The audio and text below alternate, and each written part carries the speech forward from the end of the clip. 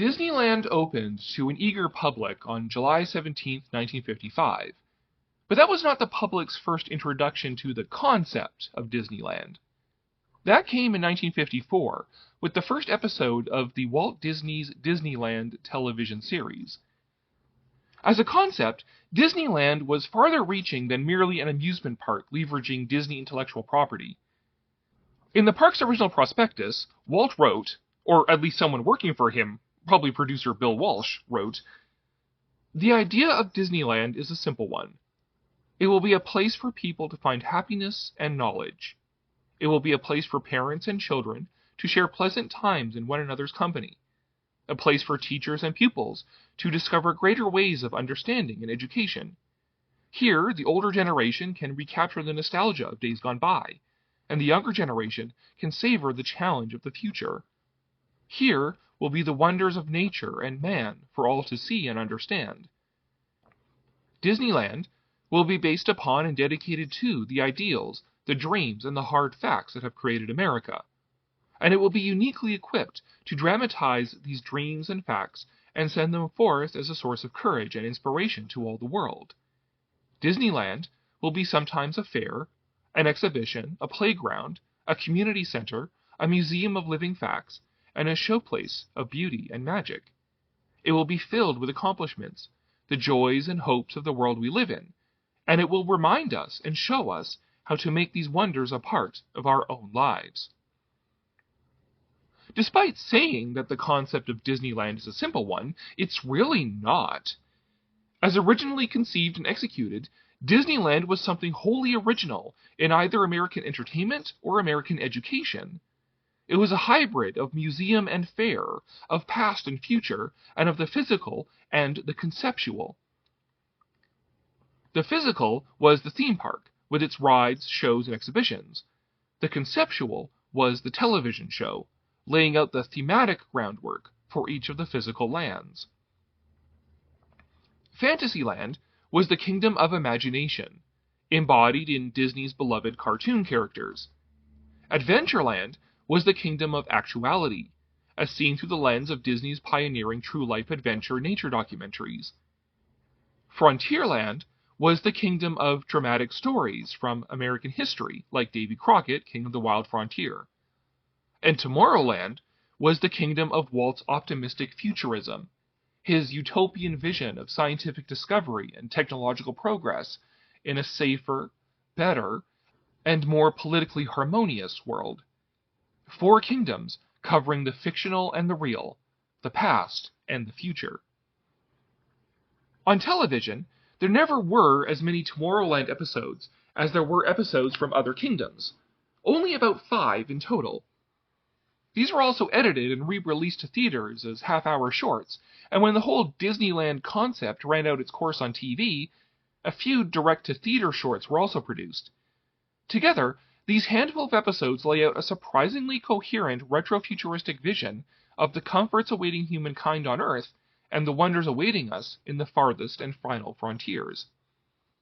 Walt Disney's futurist vision first broke onto airwaves with the Man in Space trilogy.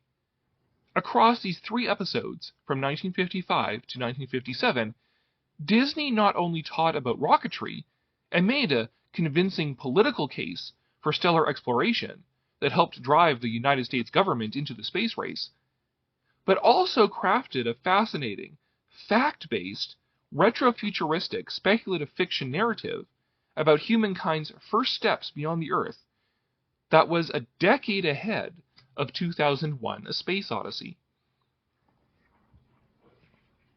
In the first episode, Man in Space, we see our first trepidatious steps, the launch of scientific satellites, leading up to the first manned orbital flight on a 4-stage rocket designed and presented by Operation Paperclip scientist Wernher von Braun.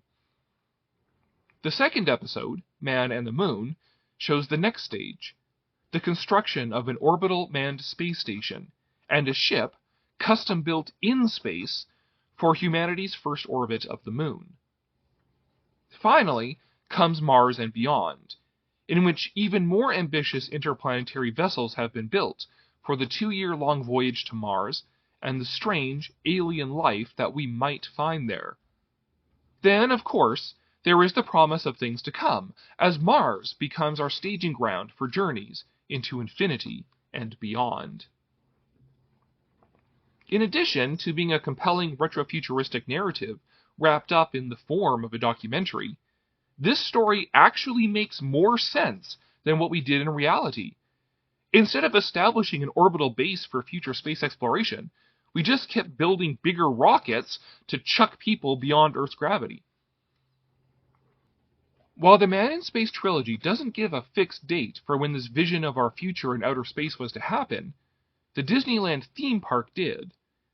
When it opened in 1955, the first form of Tomorrowland was set to the faraway year of 1986.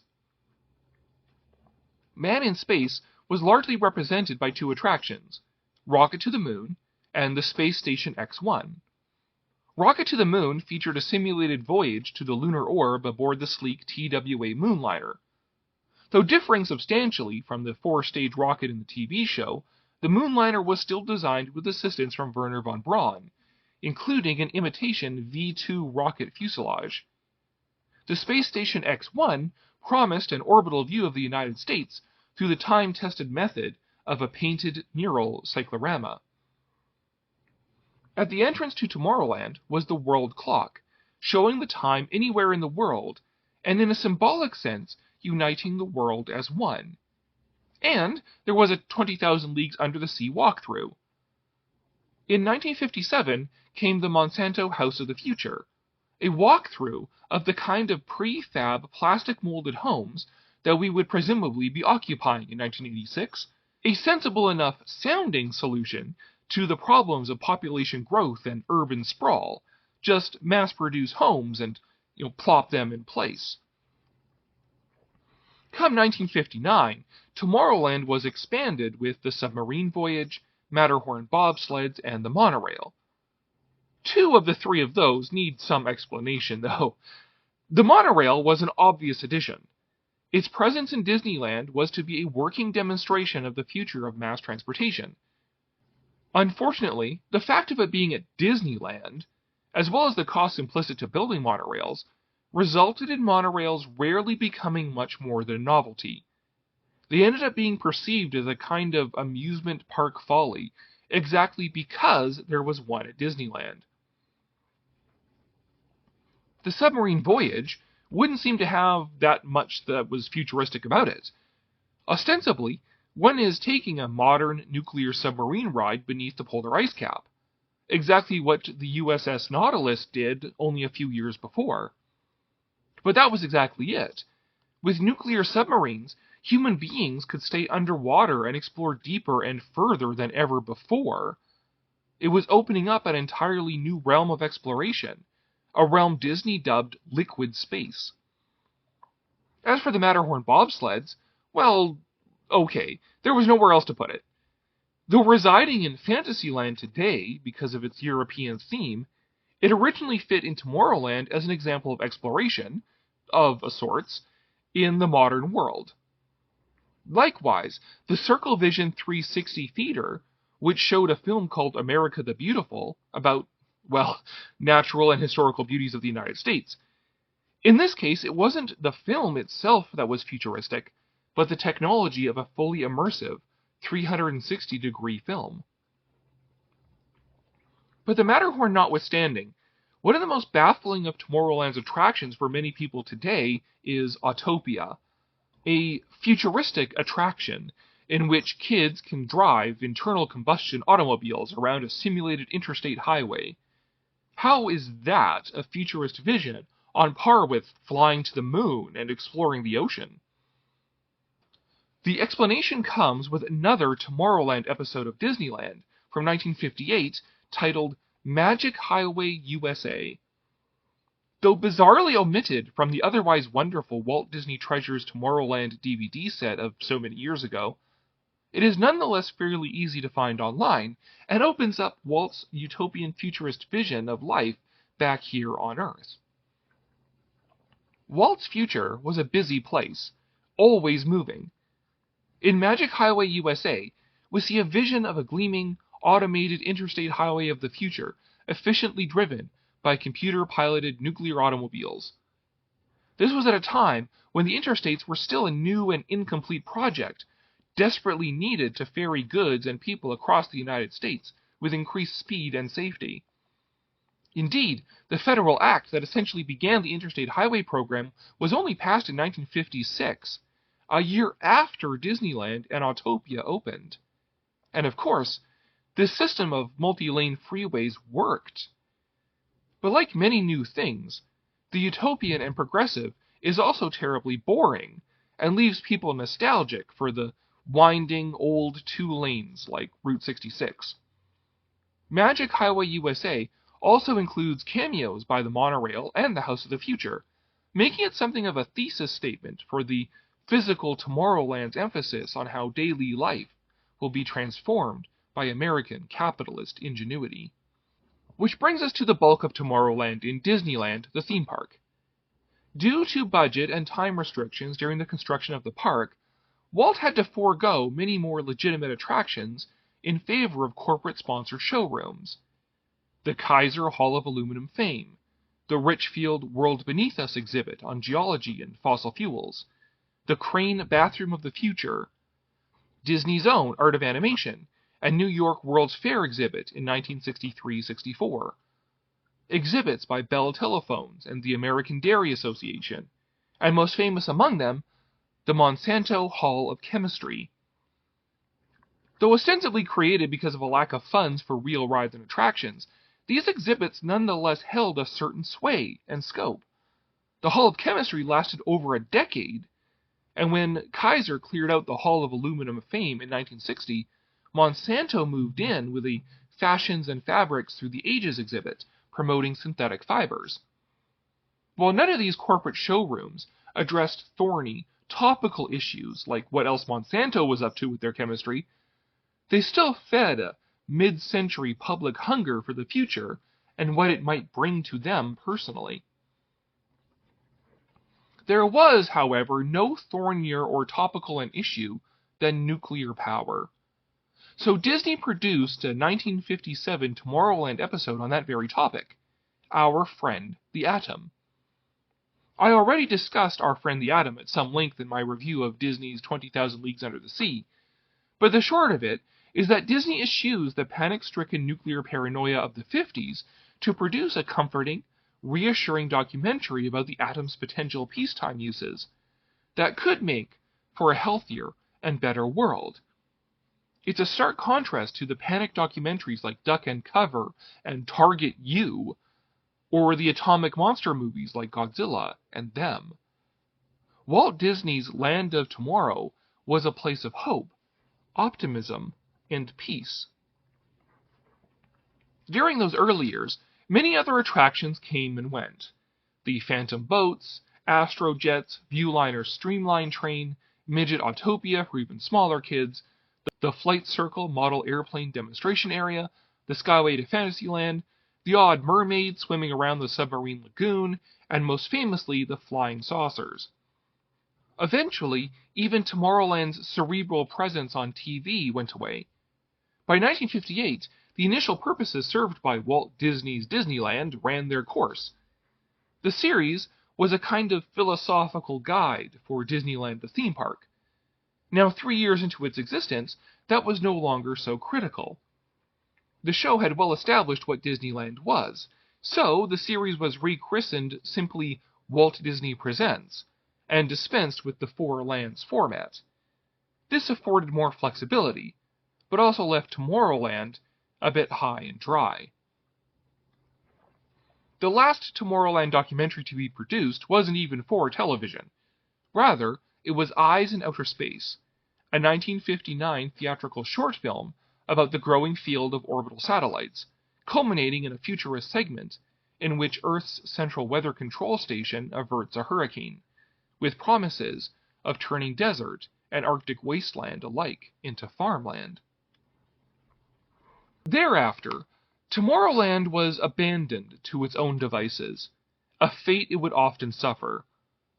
Into the late 60s, the space race had settled on an aesthetic far different from the wild, googie, Jetsons, and sometimes Buck Rogers-inspired speculation of the 50s.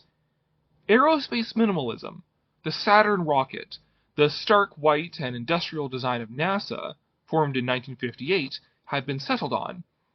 So Tomorrowland followed suit. A massive 1967 redesign created New Tomorrowland, mirroring NASA's aesthetic. For the most part, the corporate showrooms and cheap attractions were gone. Autopia, the Circle Vision 360 with America the Beautiful, the submarine voyage, monorail, Matterhorn bobsleds, and rocket to the moon remained. Though after NASA went to the moon in real life, the destination would be changed to Mars. The Moonlander rocket was gone, to be replaced by the newest form of the astrojets orbiting a Saturn V rocket. Likewise gone were Monsanto's Hall of Chemistry and fashion exhibits, as well as the 20,000 Leagues Under the Sea walkthrough, to be replaced by perhaps the greatest Tomorrowland attraction of all time, Adventure Through Inner Space, an actual ride that shrank guests down to subatomic size. This attraction was still sponsored by Monsanto, however, and featured a replacement exhibit at the end, harmonized with the Sherman Brothers song Miracles from Molecules. Also added to Tomorrowland was the People Mover, another demonstration of new transportation technology, and the Carousel of Progress show imported from the 1964-65 New York World's Fair. This show was meant to demonstrate technological progress from the turn of the century to the promised near future. Though aerospace minimalism is perhaps not as kitsch and retro-futuristic as the old Tomorrowland, New Tomorrowland was much closer to what Walt had envisioned for his park. Sadly, he was not to see it. Walt Disney passed away a few months before New Tomorrowland was unveiled to the public, and without Walt there to drive it along, Tomorrowland has largely stagnated. The Carousel Progress was moved to Walt Disney World in Florida, while a copy of Walt Disney World's Space Mountain was added to Disneyland, being the only attraction of substance for decades. Then came Star Tours in 1986, replacing Adventures Through Inner Space, and completely foregoing a futurist mission for Tomorrowland, instead turning it into science fiction land. A 1998 reimagining of Tomorrowland with a deliberately retrofuturistic theme, inspired by the Jules Verne-inspired Discoveryland of Disneyland Paris, largely failed due to penny-pinching budget cuts by the managerial regime at the time. Though since restored to a kind of aerospace minimalism by way of 50s retro since then, Tomorrowland has languished further as science fiction land, with attractions based on Star Wars, Finding Nemo, and Buzz Lightyear. Unfortunately, we are very far off from Tomorrowland's original mission, which in Walt's words was a vista into a world of wondrous ideas, signifying man's achievement, a step into the future with predictions of constructive things to come. Tomorrow offers new frontiers in science, adventure, and ideals, the atomic age, the challenge of outer space, and the hope for a peaceful and unified world. It would be very difficult indeed to imagine the modern Walt Disney Company Limited aspiring to these kinds of lofty goals for Tomorrowland, or for Disneyland in general. Walt's optimistic futurism is, ironically, an artifact of the past.